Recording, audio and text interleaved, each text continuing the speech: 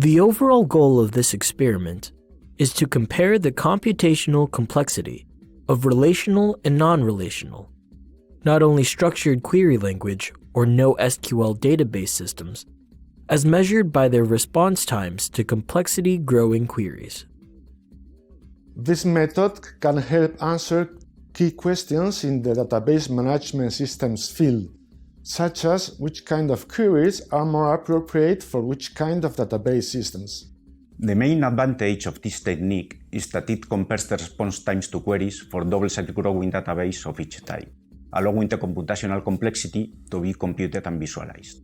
Though this method can provide insight into MySQL, MongoDB, and XSys database systems, it can also be applied to other relational, document-based, and native XML systems such as SQL Server, CoffeeDB, and BaseX.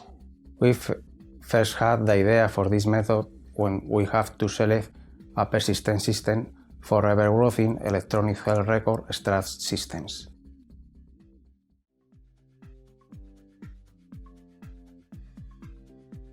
To design and execute complexity-increasing queries with non-automatically built indices in a relational MySQL database, connect to the MySQL server and select the database name.